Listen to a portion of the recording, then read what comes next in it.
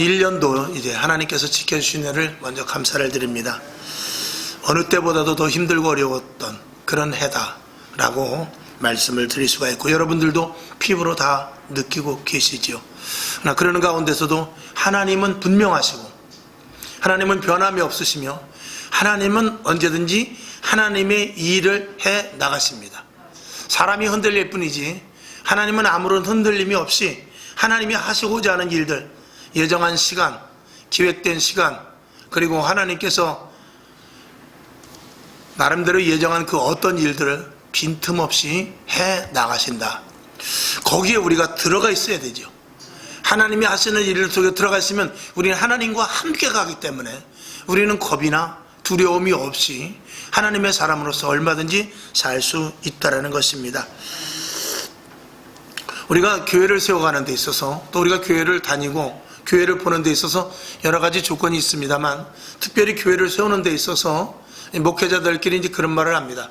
우리는 교단이 어떻고, 우리는 교단이 좀 약하고, 아니면 우리 교단은 뭐 든든하고, 이런 말들도 많이 하고, 또 그리고 교회를 세우려면은 좀 위치도 중요하다, 신도시가 좋다, 아니면 인구 밀집 지역이라든지 산에 가서 하면 안 되지, 뭐 이런 말들도 우리가 하면서, 또 목회자가 얼마만큼 학위라든지 신학적인 지식, 그리고 또 전문성이 있는가, 그리고 많은 프로그램을 가지고 교회를 원활히 이렇게 꾸려나갈 것인가, 이런 것들을 우리가 많이 생각해 보게 됩니다. 그래서 그런 것들을 기반으로 해서 신학교에서 배우고, 또 자신의 경험을 통하고, 그리고 기도를 하면서 이렇게 교회를 세워나갑니다.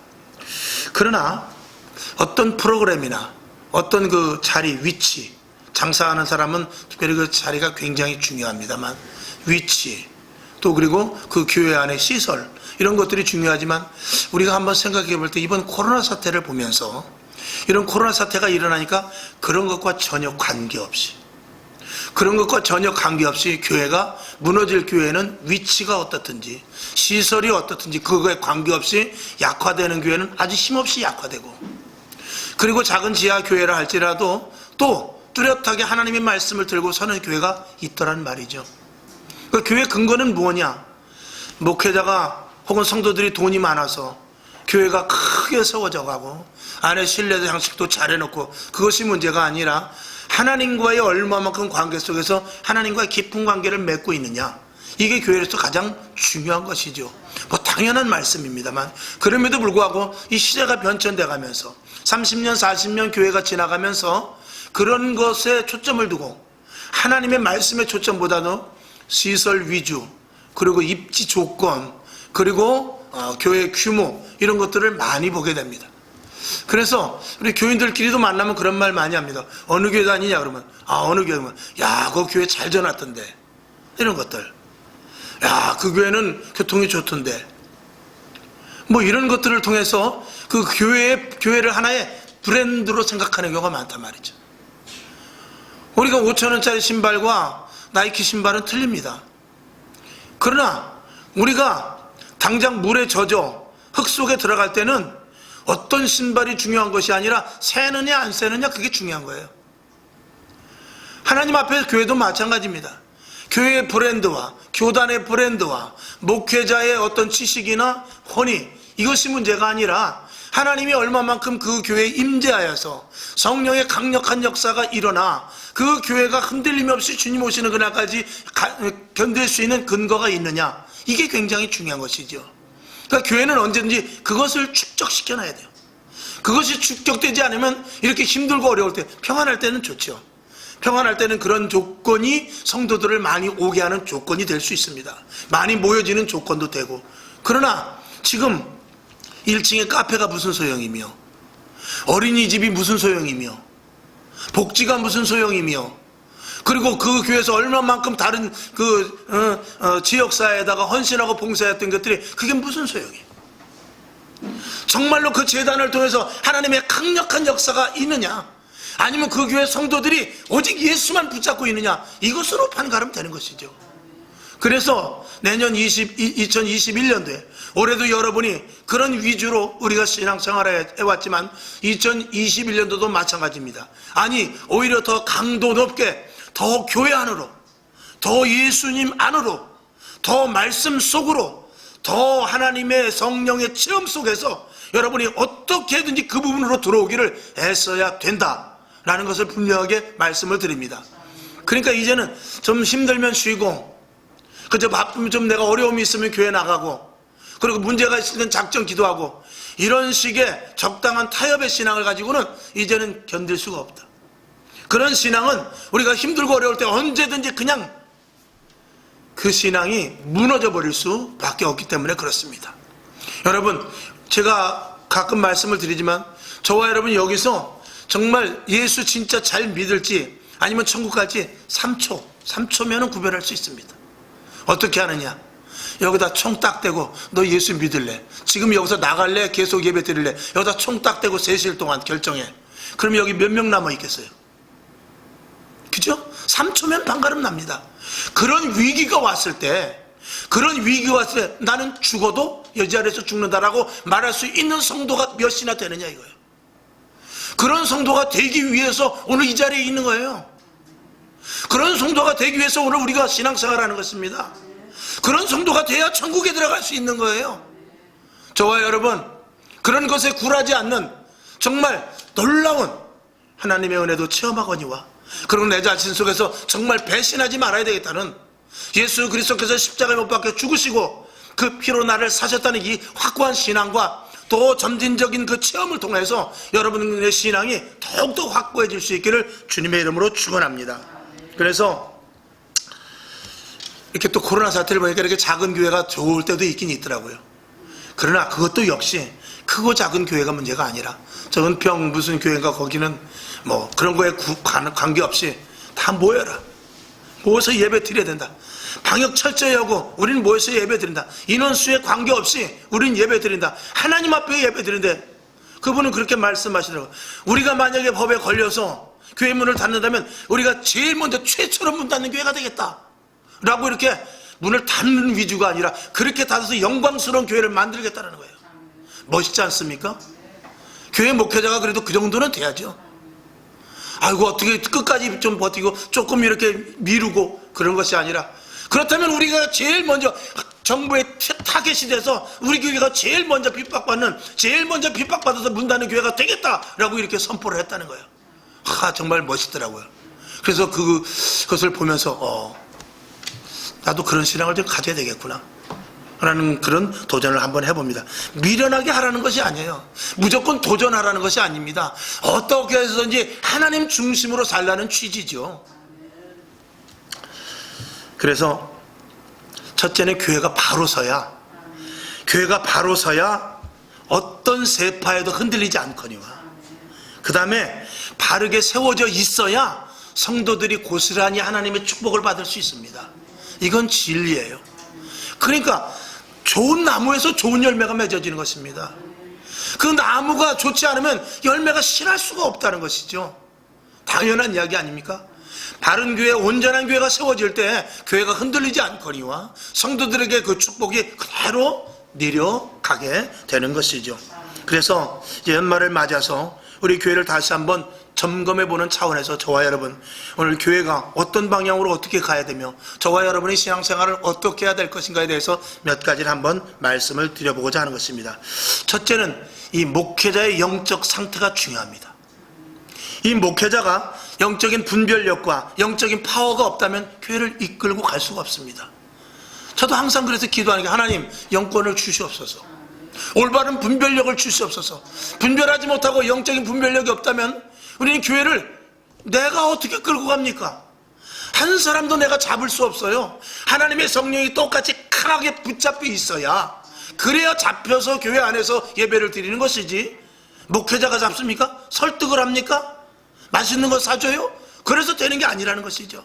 그러니까 담임 목사의 강력한 영적인 권세와 그리고 확실한 영적인 분별력이 없으면은 이 교회를 온전히 끝까지 이끌어 나갈 수가 없는 것이죠. 악한 영들과 싸움에서 이길 수 있는 그런 능력, 그리고 교회에 부흥되고 교회가 확실히 설 수 있다는 그런 어떤 확고한 영적인 그 신념이 있어야 되는 것입니다. 그리고 예수의 이름 앞에는 분명한 승리밖에 없다, 이런 믿음과 확고한 신앙이 이 주의 종들에게 있어야 되죠. 자, 성경을 한번 보겠습니다. 사도행전 9장 40절을 보겠습니다. 자, 시작. 베드로가 사람을 다 내어보내고 무릎을 꿇고 기도하고 돌이켜 시체를 향하여 가로되 다비다야 일어나라 하니 그가 눈을 떠 베드로를 보고 일어나 있는지라. 아멘. 베드로는 죽은 자를 살렸어요. 사도행전 3장에 보면은 성전 미문에 있는 안진뱅이를 일으킵니다. 이런 영적인 파워가 있었습니다. 그러니까 말씀을 선포할 때마다 사람들이 회개하고 돌아서면서 그리고 교회가 든든히 서가는 놀라운 일들이 일어나게 됐죠. 오늘도 보니까 하루에 3,000명씩 회개되는 놀라운 역사가 일어나게 됐죠. 여러분, 결국은 위기 가운데에서도 환난 가운데서도 교회가 든든히 서갈 수 있는 가장 첫 번째 조건은 목회자의 영적인 힘입니다. 그래서 여러분들 저를 위해서 기도 많이 해주셔야 돼요. 저도 많이 기도해야 되죠. 당연히 여러분들이 저를 위해서 10분씩만 기도하면 여기 계신 사람만 해도 벌써 몇 시간 기도가 되는 것 아니겠습니까? 그렇게 꼭 기도해 줄 수 있기를 바랍니다. 그래서 오늘 36절에 보니까 이스라엘아 너희는 정령 알지니 그랬어요. 정령 알지니. 정령 알지니 무엇입니까? 진짜로 똑바로 알라 이런 것입니다. 그것은 어디서부터 나오는 거예요? 영적인 힘에서부터 나오는 것입니다.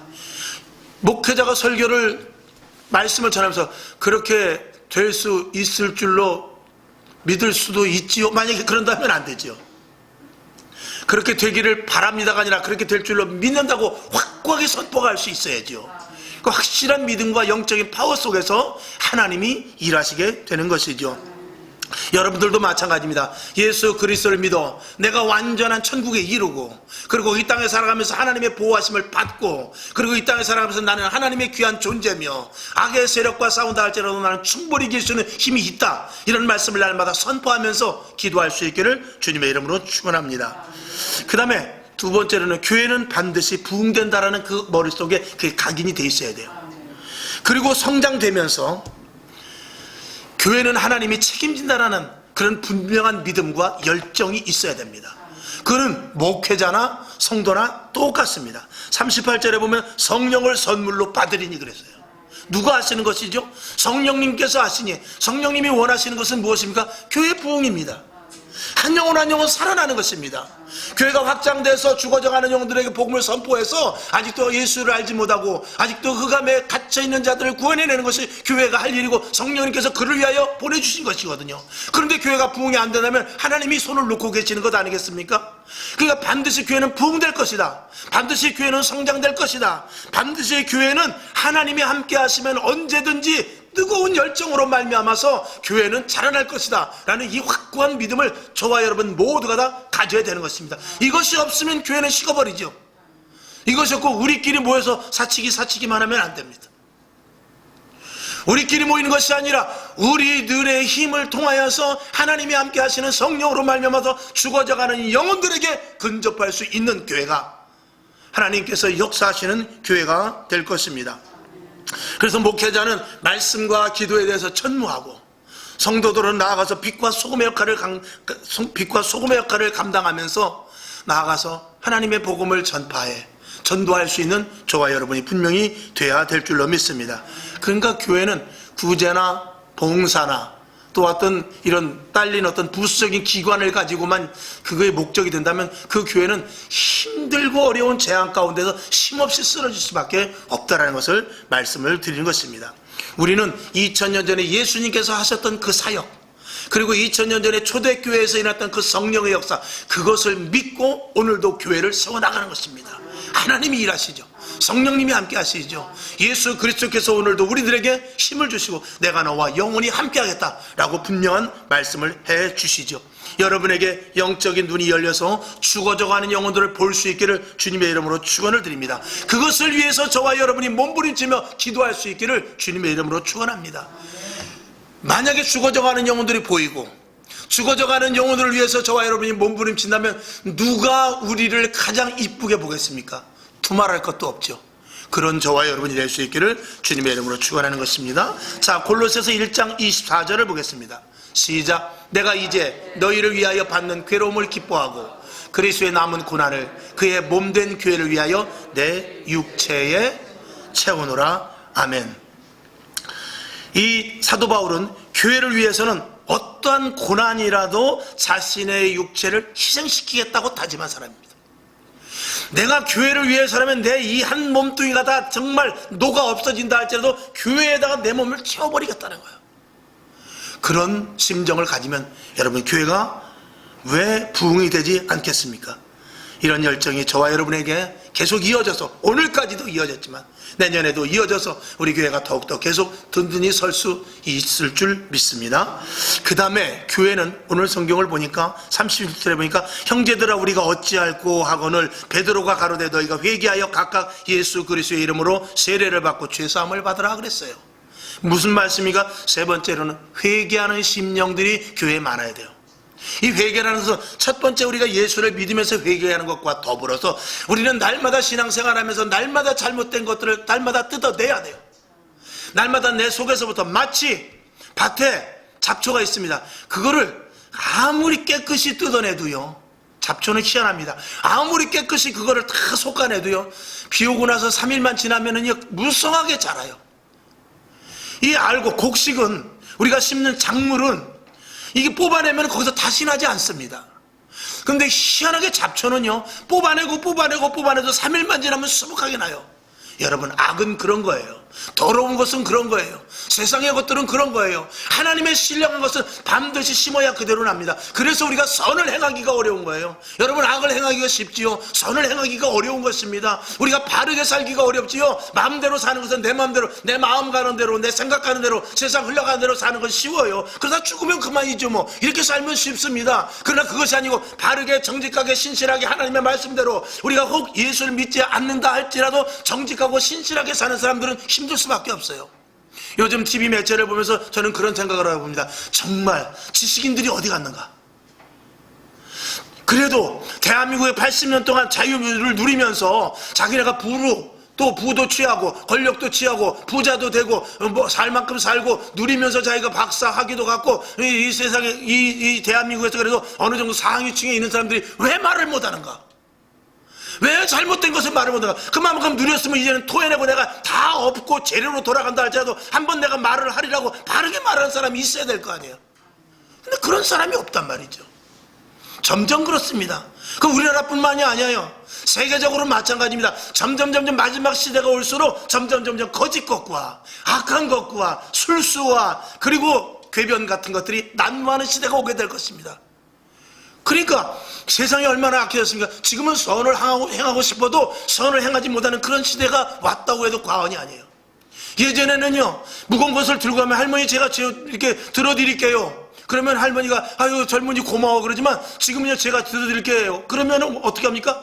뺏어요 다시. 아니 괜찮다고 그 무거운 걸 들고 가면서 맡기질 않습니다. 무슨 짓을 할까봐 그렇게 두려워하는 시대예요. 여러분이 만약에 버스를 타고 앉아있는데 서 있는 사람의 가방을 들어준다고 해봐요. 옛날에는 가방을 이렇게 쌓아놨어요. 그러나 지금 가방을 봐준다 그러면 그 옆에 서 있다가도 저쪽으로 가버려요. 왜 그러죠? 그만큼 세대가 악해진 거예요. 지금도 선한 사람이 많고 지금도 선을 베풀면서 지금도 마음 좋은 아저씨들 아줌마들이 많이 있지만 그럼에도 불구하고 보이지 않게 세대는 악해져 가고 있다는 것을 반증을 하는 것입니다. 통장이 하나 떨어져 있어도 지갑이 하나 떨어져 있어도 주워 줄 수가 없는 시대예요. 주워 주고 나면 거기 10만 원 있었는데 왜 5만 원밖에 없어? 이러는 시대이기 때문에 못 주워 주는 거예요.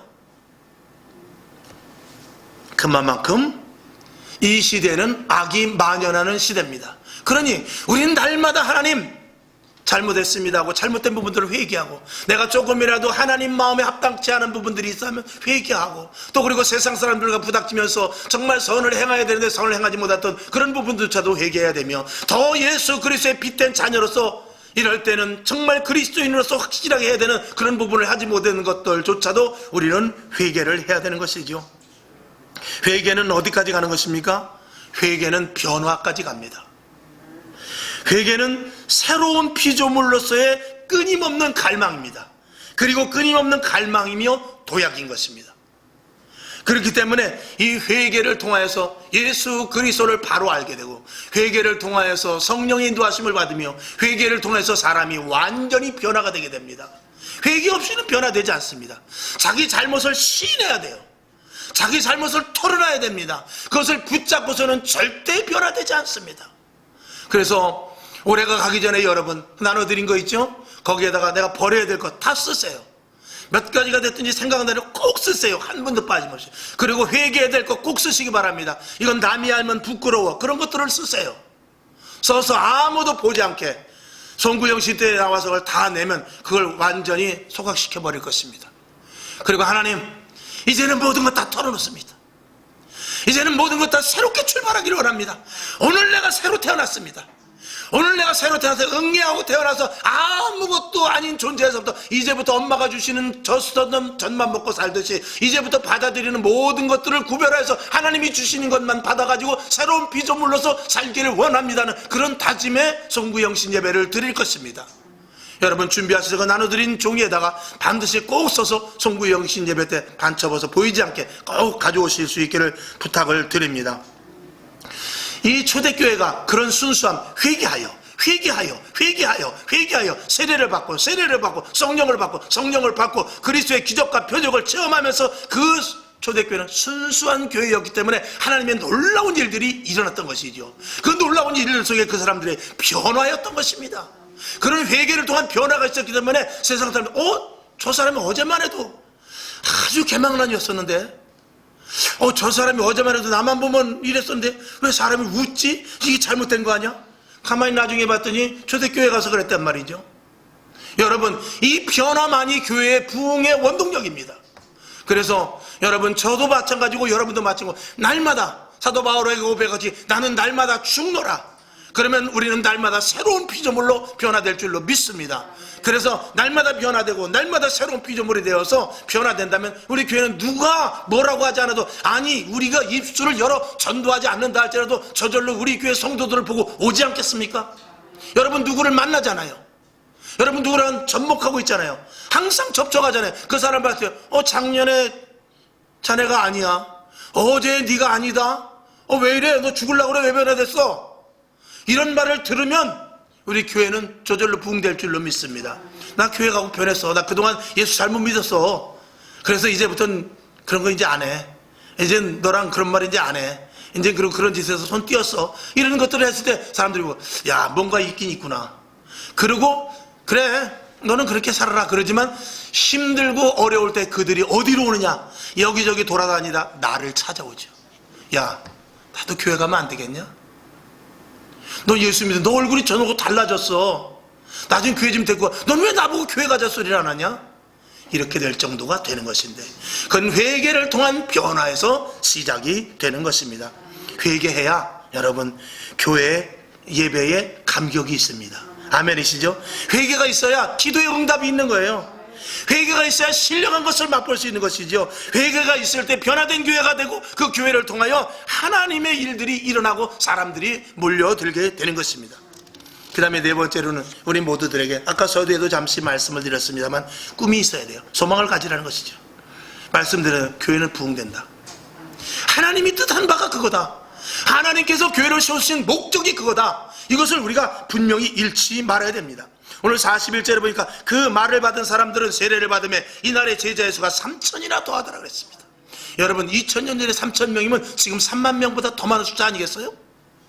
그 당시에도 3,000명씩 하루에 회개했다는 것입니다. 모여들었다는 것입니다. 제자의 반열에 들었다는 것입니다.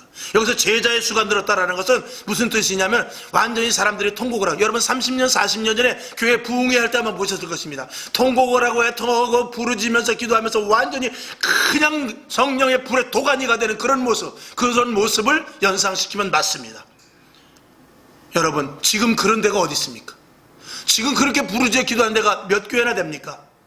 그저 기도원에 가면 잠깐 그런 현상을 우리가 보지만 그게 완전한 변화로 이루어지지 않지 않습니까? 여러분 그래서 이 재단 내년에는 더 많이 기도해야 될 것 같아요. 더 많이 기도해서 정말 우리 심령을 날마다 도려내고 날마다 아픈 것을 잘라내고 내가 꼭 필요했지만 그것이라 할지라도 하나님이 기뻐하시지 않는 것은 도려내면서 정말 교회를 위하여 내가 내 몸을 바치리라. 하나님이 기뻐하시는 일에 내 몸을 쓰리라. 하나님의 영광을 위해서 나는 죽으리라. 이런 믿음을 가지고 저와 여러분이 한 해를 맞이할 수 있기를 주님의 이름으로 축원합니다. 그래서 이렇게 우리가 뒤돌아보면서 정말 내 자신과 우리 교회가 어떻게 해나가야 될 그 정체성을 한번 말씀을 드리는 것이죠. 여러분, 성경 하나님의 말씀을 순종할 때 하나님은 반드시 그 약속의 말씀대로 이루어 주십니다. 저와 여러분의 꿈이 무엇입니까? 말씀대로 이루어 주는 게 꿈이 아니겠습니까? 하나님, 우리들의 기도가 뭐예요? 내가 큰 집으로 이사 가길 원합니다. 그것도 부분적으로 우리가 기도의 소원과 제목이 될 수 있겠지만, 그저 우리에게 여러 가지 기도의 소원과 제목 다 놓고 봐도 최종적으로 뭐냐면, 최종적으로 우리의 기도의 소원과 제목은 무엇입니까? 하나님, 더 예수님을 닮게 하옵소서. 더 성령 충만하기를 원합니다. 더 하나님의 자녀다운 삶을 살기 원합니다 라고 맨 밑에 조그맣게라도 분명히 써놓는 것이 우리의 기도의 소원과 제목 아닙니까? 그건 하나님이 원하는 것이고 말씀에서 우리에게 약속하신 것인데, 우리가 믿고 회개하여 세례를 받으면 성령의 충만함으로 말미암아 반드시 변화가 된다는 이 꿈, 하나님의 말씀을 통한 우리들을 향한 꿈, 이것은 갈망하고 바라는 자에게 분명히 이루어질 줄로 믿습니다. 가만히 있는 사람에게는 이루어지지 않습니다. 열정적으로 가고 하나님께서 이 꿈은 분명히 이루어 주실 것이다 라고 확고한 믿음을 갖는 자에게 하나님께서 적극적인 자에게 다가가는 것입니다. 문둥병이가, 소경이, 그리고 수로버리의 여인이, 그리고 12의 혈루증을 앓았던 여인이 예수 그리스도께로 적극적으로 다가가고 문둥병자를 들고 저 지붕을 뜯어내렸던 그런 적극적인 자세를 가진 자들이 꿈을 이루게 되는 것입니다. 여러분에게 더욱더 2021년도엔 더 그 꿈을 향하여, 여러분의 이루고자 하는 그것을 향하여, 그리고 영적인 부분을 향하여 더욱더 큰 꿈을 가지고 말씀대로 이루어질 것을 믿고 확고한 믿음을 가지고 나아갈 수 있기를 주님의 이름으로 축원합니다. 이렇게 위와 같이 목회자가 영적으로 강해지고 성도들이 모두 열정을 갖고 회개하는 성도들이 많아진다면 하나님이 기뻐하시는 교회가 되지 않겠습니까? 우리들이 원하는 꿈, 하나님께서 원하는 꿈과 매치가 되어서 그 꿈들이 이루어지지 않겠습니까? 점점 깊은 은사와 그리고 은혜가 체험되게 되는 그런 교회가 될 것입니다. 고난이 두렵지 않고 믿지 않는 사람들에게 오히려 예수와 교회를 자랑할 수 있을 것입니다. 그런 교회가 분명히 돼야 될 것입니다. 이런 것들이 일어나면 그것은 영적인 열매이기 때문에 우리들에게 기쁨이 충만할 것이에요. 할렐루야. 그리고 감사와 즐거움이 또 역시 우리 속에서 계속해서 충만하게 일어날 것입니다. 나아가서 이 세상이 무엇이 부럽겠습니까? 이 세상을 부러워하지 않고 그리고 오직 하나님의 일에 집중하게 될 것입니다. 그랬을 때 역시 날마다 하나님이 원하는 것들이 이루어지고 하나님이 원하는 것들이 이루어지는 속에 우리가 그 안에 들어가서 하나님과 함께하는 모습이 될 때 우리는 이 세상에서 알지 못하는, 이 세상에서 체험하지 못하고 이 세상에서 그저 살짝 경험해 보았던 그런 것들이 아니라 하나님이 주시는 놀라운 은혜를 체험하게 될 줄로 믿습니다. 여러분, 우리는 분명히 하나님이 원하는 성령님께서 교회를 세운 그 꿈이 이루어져야 되죠. 그것을 위해서 저와 여러분 2020년도 마무리 잘하시고 2021년도에 이런 일들이 분명히 이루어질 수 있기를 바랍니다. 마지막으로 우리가 한 가지 분명히 해야 될 것은 이 땅에는 안전한 지대는 없습니다. 이 땅에는 안전한 곳은 없습니다. 그리고 안전한 시대도 없습니다. 언제든지 마귀가 이 세상을 붙잡고 있는 그런 시대 속에 우리가 살고 있는 것입니다. 그래서 우리는 영적으로 늘 긴장하고 있어야 되고요, 전쟁에 대비하듯이 항상 보초병 서듯이 깨어 있어야 되는 것입니다. 베드로전서 5장 8절을 보겠습니다. 시작. 근신하라, 깨어라. 너희 대적 마귀가 우는 사자같이 두루 다니며 삼킬 자를 찾는다 그랬습니다. 마귀는, 사탄은 쉬거나 졸지 않습니다. 누구 때문에 그러죠? 누구 때문에? 잠자는 성도가 아니라 깨어있는 성도 때문에 그런 것입니다. 그러면 저와 여러분이 깨어있으면 마귀는 엄청 피곤하죠. 마귀는 정말 귀찮을 것입니다. 대장이 시킵니다. 야, 작은 마귀, 너 저기 고목사한테 가봐. 아, 나 거기 가면 깨지는데. 야, 작은 귀신, 성만교회 가봐. 아, 너 거기 말고 딴 데 가면 안 될까요? 이 정도 돼야 되지 않겠어요? 할렐루야. 아, 그래도 그 정도 돼야 예수 믿는 맛이 나고, 그 정도 돼야 그래도 영적인 세계에서 입지가 있어서, 아, 저 진짜 예수쟁이구나, 이 정도 소문이 나야, 아, 저 교회는 정말 지독한 예수교회구나 라고 그런 소리를 그래도 좀 들어야지요. 오히려 그렇게 강력해질수록 마귀가 오기는 오지만 질 줄 알고 오죠. 그러니까 이렇게 오겠죠. 제발 얼굴만 때리지 마세요. 그러지 않겠어요? 그래도 교회라 하면, 그래도 예수 믿는다 하면은 마귀와 사단, 귀신 이 정도는 그래도 능히 이길 수 있는 이 넉넉한 영적인 파워가 있어야 되지 않겠느냐, 이런 것입니다. 교회를 통해서 나옵니다. 온전한 교회를 세울 때 그런 영역이 저와 여러분에게 공급되는 줄로 믿습니다. 배는 항구에 있을 때 가장 안전합니다. 항구를 떠나면 그때부터는 바람과 또 비와 또 여러 가지 많은 소용돌이 속에서 힘들고 어렵습니다. 그러나 배가 항구에만 있으면 그 배는 자기의 할 일을 끝낸 것입니다. 배가 항구에서 10년 정도 있으면 그 배는 고철이 돼서 아무짝에도 쓸모가 없습니다. 배는 항구에서 잠깐 있어야 됩니다. 무엇하러 있어야 되느냐? 짐 실을 때와 짐 부릴 때만. 그리고 나머지는 항상 어디가 있어야 되느냐? 항상 바다에 떠 있어야 돼요. 항상 미국을 향하여, 대서양을 향하여, 유럽을 향하여, 아프리카를 향하여, 중동을 향하여 날마다 나아가야 돼요. 비가 와도 가야 됩니다. 눈이 와도 가야 되고, 풍랑이 일고 그 어떤 큰 태풍이 일어도 나가야 됩니다. 마찬가지입니다. 저와 여러분이 이전에 가장 안전한 곳입니다. 이전이 가장 안전한 곳이지만 이곳에 와서 하나님의 은혜의 말씀을 들어야 돼요. 이곳에 와서 기도로 말미암아 영적인 충만함을 채워야 돼요. 이전에 와서 하나님을 만났고 주의 임재를 느끼면서 주님이 나와 함께 하시구나 걸 느껴야 돼요. 그리고 세상에 나가서는 힘들고 어려운 오직 가운데 가시밭길이라 할지라도 돌짝밭길이라 할지라도 다니면서 복음을 전도해야 됩니다.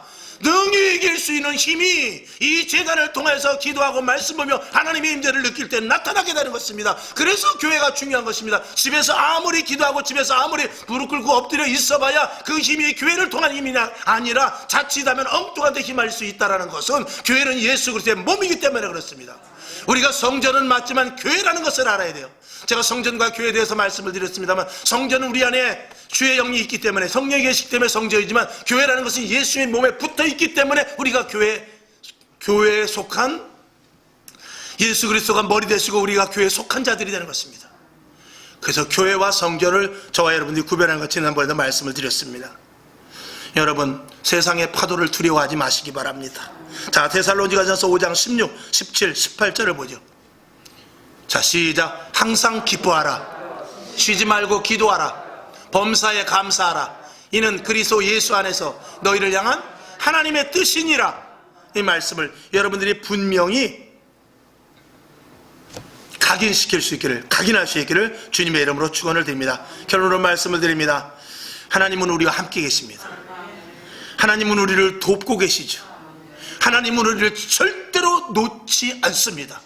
이 말씀을 믿으시고, 얼마나 많은 사람들이 교회를 조롱하고 저와 여러분을 조롱하고 있습니까? 이 시대에 이제는 우리가 피해서 다닐 정도로 조롱을 당하는 그런 시대에 왔습니다.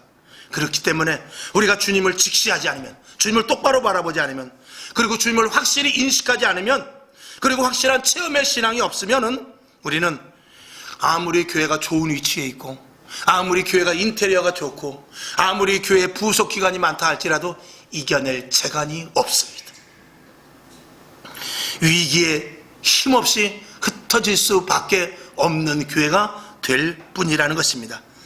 여러분, 그동안 우리가 잘했지만 앞으로도 더욱더 힘들고 지치고 어려울 때는 항상 초심을 잃지 않듯이 초대교회 성도들을 생각하면서 항상 주님이 원하는 방향을 잡아서 그 길로 가고, 그리고 2021년도에 주님이 확실하게 더욱더 일하시고 우리는 더 큰 꿈과 소망과 비전을 갖고, 그래서 부흥되고 확장되며 성령의 강력한 역사가 일어나고 말씀대로 그대로 이루어지면서 말씀을 통하여서 하나님 살아계심이 증거로 나타나고 어떤 환경과 조건도 이기면서 재앙 가운데서도 하나님의 일하심을 체험하는 저와 여러분이 될 수 있기를 주님의 이름으로 축원합니다.